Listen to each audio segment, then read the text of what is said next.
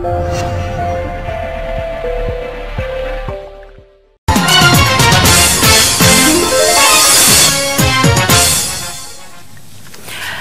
আলাইকুম। শুরু করছি চ্যানেল আই কৃষি সংবাদ। সংবাদ কক্ষে রয়েছে বিপাশা। শুরুতে জানিয়ে দিচ্ছি সংবাদ শিরোনাম।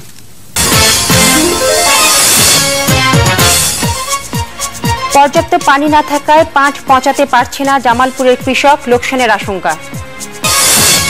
দিনাজপুরে আখ রোপণ কার্যক্রমের উদ্বোধন, 16,000 হেক্টরে অত্যাধুনিক পদ্ধতিতে নতুন জাতের আখ চাষের আহ্বান। এবং মেহেরপুরে কৃষক পর্যায়ে বাড়ছে জৈব বালাই নাশকের ব্যবহার, কম উৎপাদন খরচে বাড়তি ফলন পেয়ে লাভবান কৃষক।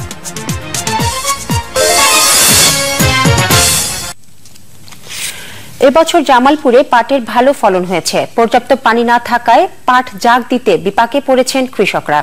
নানা কারণে লাভের বদলে লোকসানের আশঙ্কা করছেন তারা। জামালপুর থেকে নুরুল আলম উজ্জ্বলের পাঠানো তথ্য এবং ছবি নিয়ে ডেস্ক রিপোর্ট।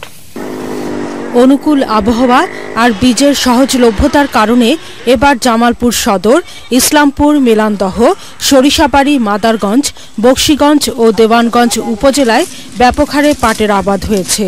ফলন ভালো হলেও সময়মতো ও পর্যাপ্ত বৃষ্টি না হওয়ায় পাট পচাতে গিয়ে বিপাকে পড়ছে কৃষক।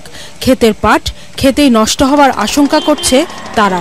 খুব ভালো হয়েছে ভাই, কিন্তু পাট জাগ দেওয়ার পেছে না, খাল বিলো পানি নাই, এখন পাট নিয়ে খুব অসুবিধা আছি। এছাড়া বাজারে পাটের ন্যায্য দাম পাওয়া নিয়েও সংশয় রয়েছে কৃষক।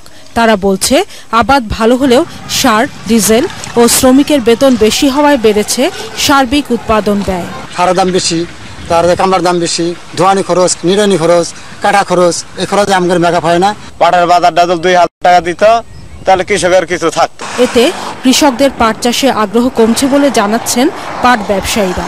গত বছর পাটের ব্যাপারীরা 20 কোটি টাকা পাবে বাংলাদেশ সরকার, বর্তমানে 12-13 কোটি টাকার বাকি দিয়েছে।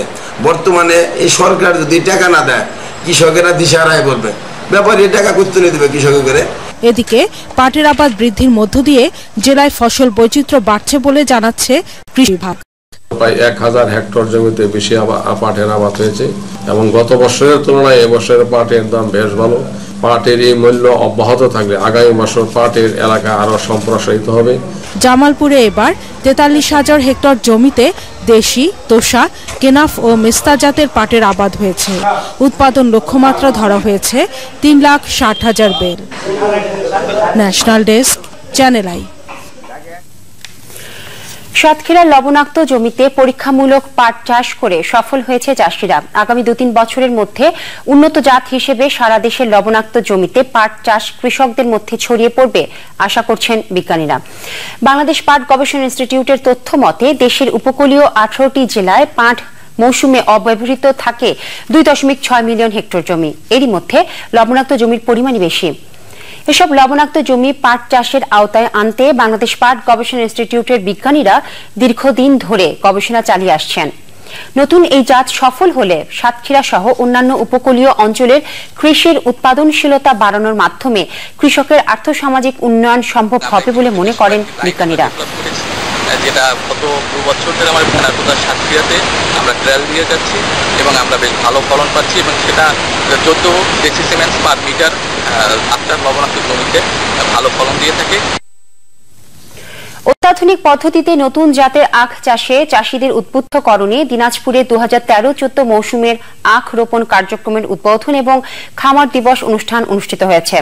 দিনাজপুর শেতাবগঞ্জ চিনিকলের উদ্যোগে বোচাগঞ্জ উপজেলার ফুটকিবাড়ি কেন্দ্রে আয়োজিত এসব অনুষ্ঠানের উদ্বোধন করেন শেতাবগঞ্জ চিনিকলের ব্যবস্থাপনা পরিচালক শহীদুল্লাহ। জেলায় এ মৌসুমে 16,000 হেক্টর জমিতে আখ চাষের লক্ষ্যমাত্রা নির্ধারণ করা হয়েছে।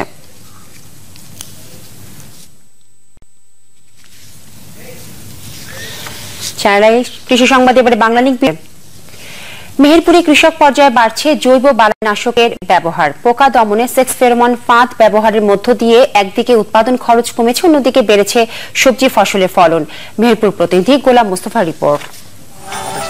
জৈবিক বালাই ব্যবস্থাপনা কর্মসূচির আওতায় এই সেক্স ফেরোমন ফাঁদ ব্যবহারে আগ্রহী হয়ে উঠেছে মেহেরপুরের কৃষকরা।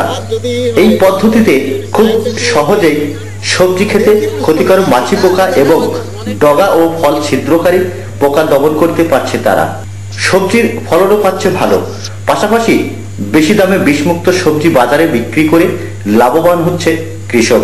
আমাদের এখানে কোনো সবজি চাষে কোনো পোকামাকড় লাগে না, প্লাস কোনো বিষ প্রয়োজন হয় না। সেখানে সর্বোচ্চ আমরা বেশি লাভবান হচ্ছে যে সবজিগুলো বাজারে নিজে ভালো দাম বিক্রি করতে পারছি, ভালো মূল্য পাচ্ছি।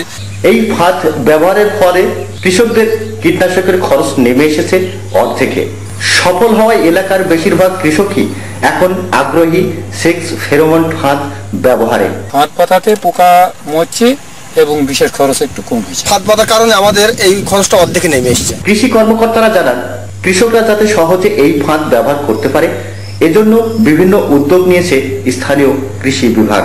কিউকারপেটিসি গ্রুপ, যেটা বলা হয় লতা জাতীয় যে সমস্ত ফসল আছে সেই সমস্ত ফসলে আমরা সেক্স ফেরোমন ফাঁদ ব্যবহার করার পরামর্শ দিয়ে যাচ্ছি। এতে আমরা আমাদের পরিবেশ রক্ষা করতে পারছি।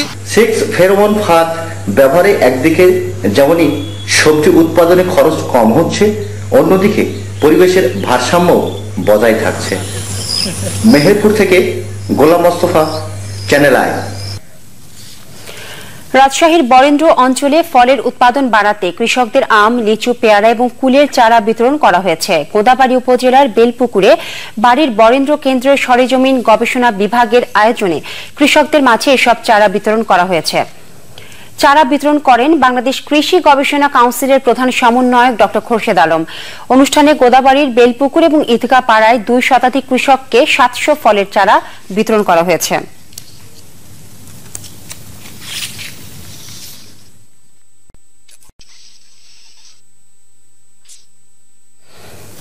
লালমনিরহাট সদর উপজেলা খুনিয়াগাছ ইউনিয়নের হরিণচড়া গ্রামে কৃষি জমি রক্ষার দাবিতে মানববন্ধন এবং বিক্ষোভ মিছিল করেছেন কৃষক। তারা দীর্ঘদিন ধরে নিজেদের জমিতে চাষাবাদ করে জীবিকা নির্বাহ করছেন। স্থানীয় খুনিয়াগাছ ইউনিয়ন পরিষদের চেয়ারম্যান কৃষকদের না জানিয়ে এবং গোপনে ওই গ্রামের 100 বিঘা জমিতে একটি আশ্রয়ন প্রকল্প নির্মাণের পরিকল্পনা করেন। এরই প্রতিবাদে জেলার শতাধিক কৃষক বিক্ষোভ মিছিল এবং মানববন্ধন কর্মসূচি পালন করেছে।